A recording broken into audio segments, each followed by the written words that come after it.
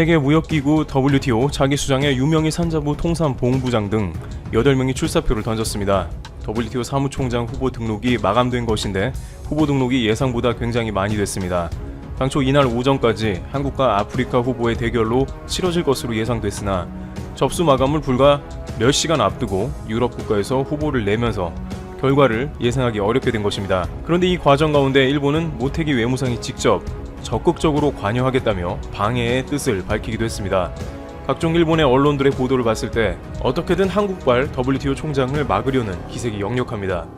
과연 일본이 내세우는 방해 전략은 어떤 것이며 그것이 실제 만만치 않다고 하는데 무엇인지 살펴보겠습니다.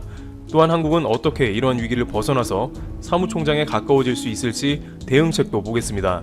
첫 번째, 일본에 맞서는 한국의 전략. 우선 한국은 이번 WTO 입후보가 지금까지의 총장 도전 중에서 가장 유리한 것이 아닌가 생각됩니다.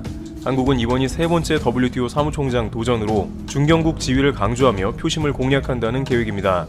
이해관계가 첨예한 미국과 중국, 유럽 사이에서 중립적 역할을 할 수 있고 선진국과 개발도상국 사이에서도 중재자 역할을 할 수 있다는 논리입니다. 특히 유명희 본부장은 25년간 통상 외길을 걸은 전문가라는 점, 최근 코로나19 사태의 진화 과정에서 전 세계적으로 여성 리더십이 주목받은 점도 공략 포인트로 잡을 수 있습니다. 유명희 후보는 이 같은 점을 알리기 위해 다음 주 정부 대표단과 함께 WTO 본부를 찾을 예정입니다. 이와 같이 여성 후보라는 자체가 전 세계적으로 돌아가며 회장을 맡는 국제기구에서 유리한 가운데 아프리카 출신 후보인 나이지리아의 응고지 오콘조 이웰라 세계 백신 면역 연합 이사회 의장이 유력 후보로도 꼽히고 있습니다. 오콘조 이웰라 의장은 나이지리아에서 재무장관과 외무장관을 지냈고 세계은행 전무를 역임하는 등 다양한 경력을 쌓아왔습니다. 특히 최근 코로나19 사태 속에서 가비를 이끌며 WTO가 자리한 스위스 제네바에서도 인지도를 높였다는 점이 강점으로 꼽힙니다. 가비 본부도 제네바에 있습니다. 더욱이 그간 아프리카에서 WTO 사무총장을 배출한 적이 없는 데다 여성이 이 기구에서 최고위직에 오른 적이 없다는 점도 유리하게 작용할 수 있다는 평가가 나옵니다. 결국 한국의 유명희 통상본부장은 무역 통상 분야의 외길만 걸어온 전문가로서 응고지 가비 이사장의 경우 다양한 국제기구의 경험과 아프리카 출신 WTO 총장이 아직 안 나왔다는 점으로서 2파전이 예상되었었습니다. 그런데 유럽에서 후보군들이 쏟아져 나오며 치열한 WTO 총장이 되기 위한 장정이 시작된 것입니다. 특히 일본은 한국과 수출규제 소송 등을 앞둔 상태로 한국 후보는 부적격이라며 전략을 준비 중입니다. 두 번째, 일본의 WTO 한국 총장 저지 전략. 일본은 한국이 WTO 총장이 돼서는 안 되는 이유를 적극적으로 관련국에 전달할 것으로 전해지고 있습니다. 역시 핵심 사안은 미국을 설득하는 것입니다. WTO에서 미국의 입김은 가장 강하기 때문에 미국만 일본의 편을 들어 한국 후보를 밀지 않고 다른 나라를 지원하게 한다면 상당한 효과가 나옵니다. 그런데 미국도 일본 말을 무턱대고 들어주면서 한국을 밀어낼 수는 없는데 무엇으로 설득하냐는 것이 관건입니다.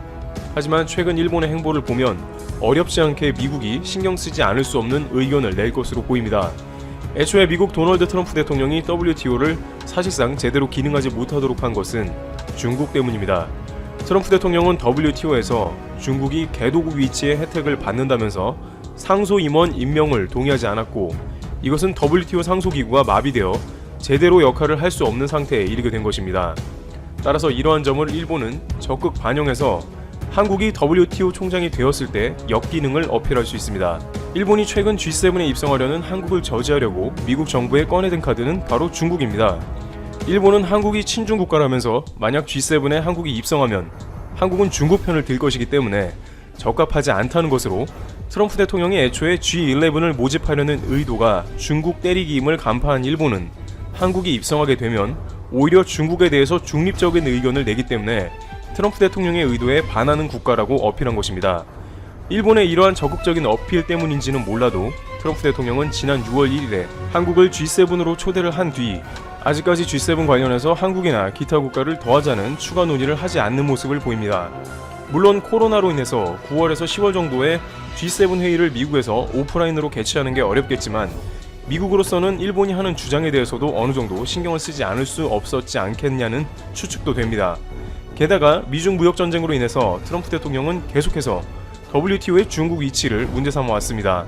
그렇다면 일본은 이번에도 비슷한 논리를 들어서 만약 한국이 총장이 된다면 중국의 WTO 개도국 위치는 여전히 유지될 가능성이 크지 않겠느냐, 왜냐하면 한국은 친중국가이기 때문이다는 논리를 펼 것입니다.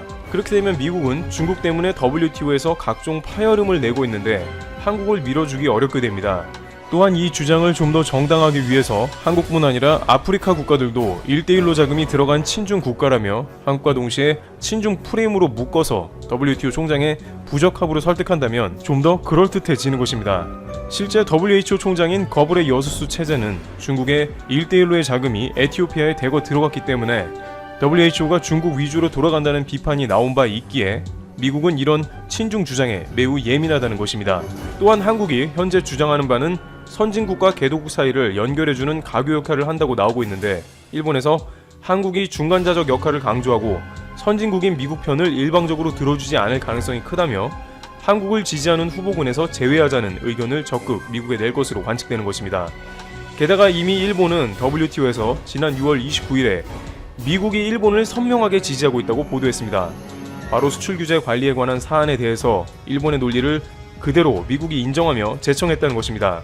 일본 지지통신에 따르면 미국은 WTO에서 안보에 관한 물질이 수출되는 것으로 소송은 잘못이라고 했다면서 일본은 미국의 지지를 얻어냈다는 것입니다. 미국의 어떤 관리를 통해서 그러한 멘트가 나온지 밝히진 않았으나 WTO 소송 관련해서 벌써부터 미국의 물밑 작업을 진행 중이라는 것이 언론을 통해 느껴지는 것이죠.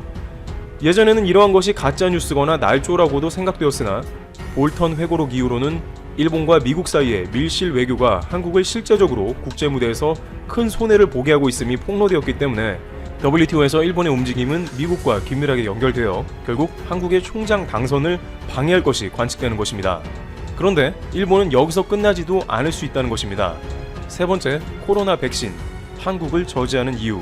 이것은 WTO만 해당되는 것이 아닙니다. 일본은 한국이 WHO 총장으로 정은경 질병본부장이 출마한다고 할지라도 비슷한 논리로 방해할 걸로 보입니다. 마침 미국은 WHO에서 중국과 큰 갈등을 겪으며 트럼프 대통령의 경우에 중국 때문에 탈퇴한다며 으름장을 여러 차례 놓은 데다가 최근에는 유엔에 직접 미국이 탈퇴한다는 의사를 공식적으로 밝혔습니다. 그러나 미국은 WHO에서 아직 납입하지 않은 2억 달러 등 해결해야 할 문제가 산재하므로 탈퇴는 쉽지 않아 보입니다.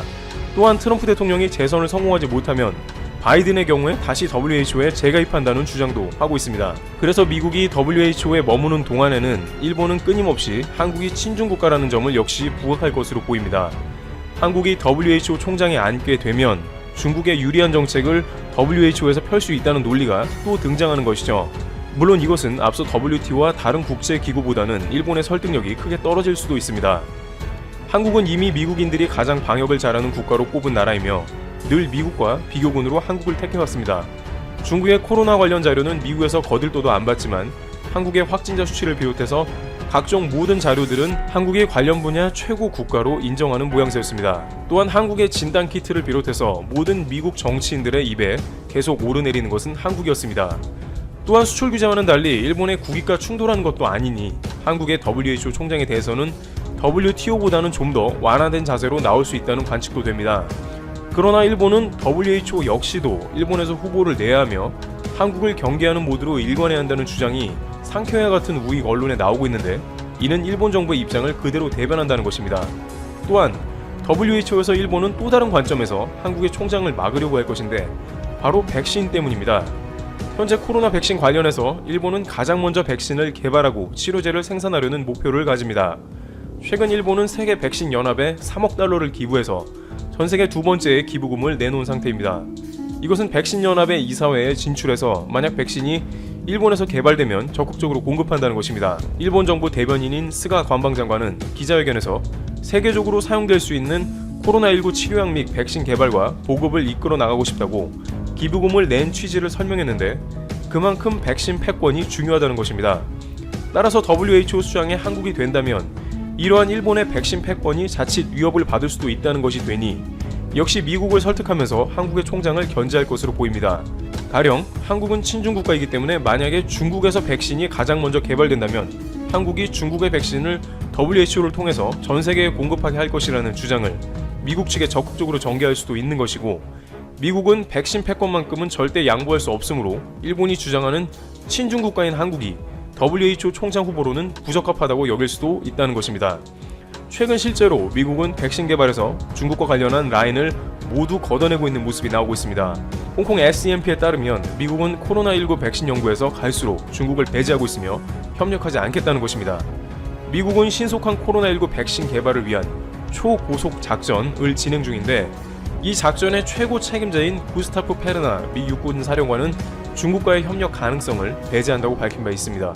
이뿐만 아니라 미국 국립보건원은 지난 4월 백신 및 치료법 개발 연구 전략을 수립을 위해 민관 파트너십을 체결했는데 여기에 참여한 미국, 일본, 독일 등의 18개 제약회사 가운데 중국 업체의 이름은 없었다는 것입니다.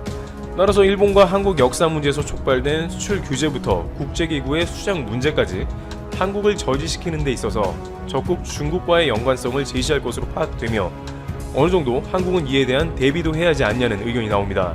그러나 일본이야말로 시진핑의 방위를 공들여오는 등 그 누구보다 최근에 친중 정책을 펴왔었기 때문에 최근 G7에 제기한 한국의 친중론은 태국, 베트남, 대만, 중국 등 아시아 국가들이 세계 최고 수준의 코로나19 대응을 보여준 한국에 대한 입국 규제를 획기적으로 완화하고 있습니다.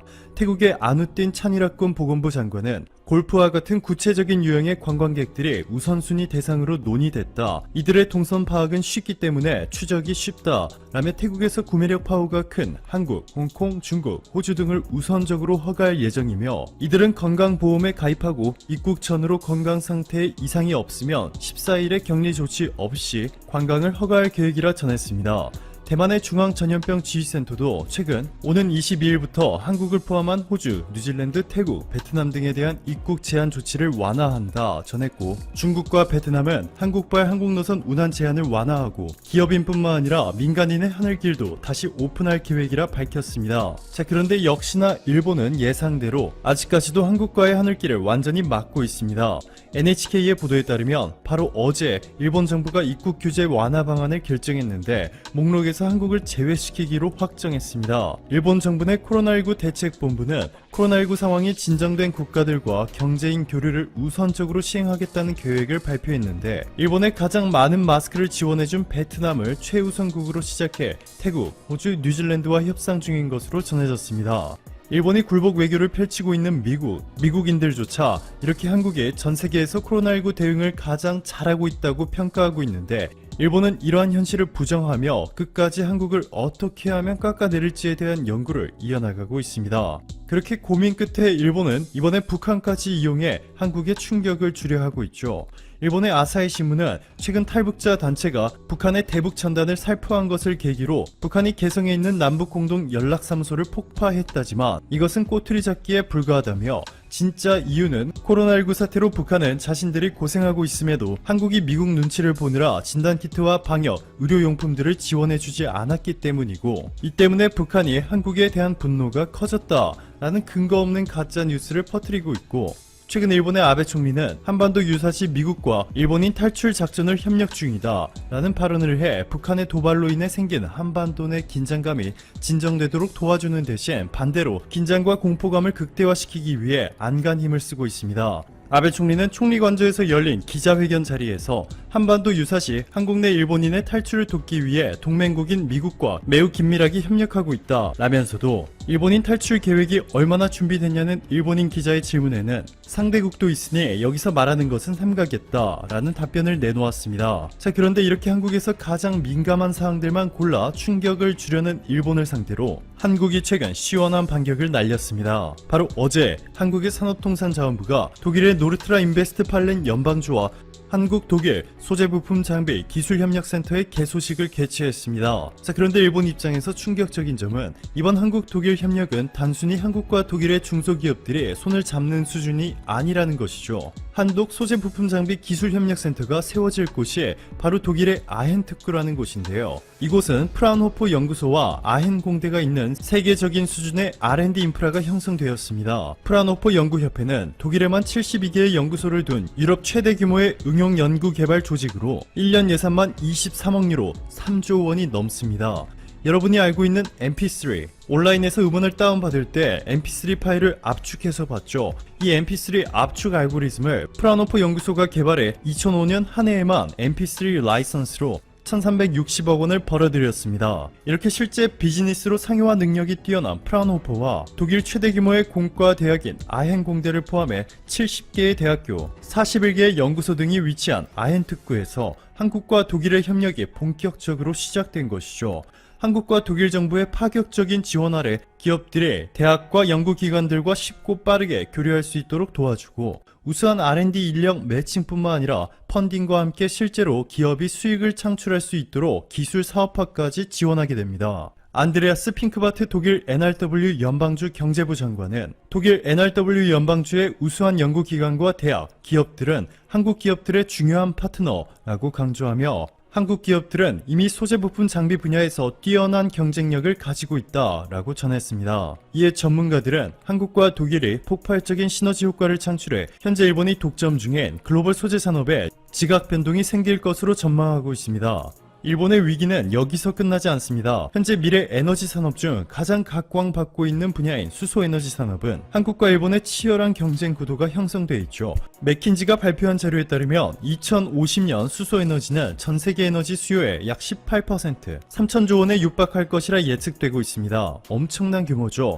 유럽 내 수소 및 연료 존재 응용 분야에서 압도적인 선두주자인 독일이 한국과 손잡고 싶어하는 것은 한국은 올해 1월 세계 최초로 수소법을 제정했고 한국의 수소 자동차 기술은 이미 세계를 리드하고 있기 때문이죠. 독일 수소 전문가들은 이미 한국산 수소차가 독일을 앞질렀다. 한국산 수소 트럭이 유럽을 장악할 것이다 평가했습니다. 여기에 한국의 효성은 독일의 화학기업 린덴그룹과 손을 잡고 세계 최대 규모의 액화수소 공장을 한국의 울산에 짓기로 하는 등 한국과 독일이 그 길을 위한 소재 분야의 협력에 이어서 미래 수소 에너지 협력 체제까지 구축하는 데 성공하면서 글로벌 무대에서 일본이 차지하는 비중이 빛의 속도로 쪼그라들기 시작했습니다.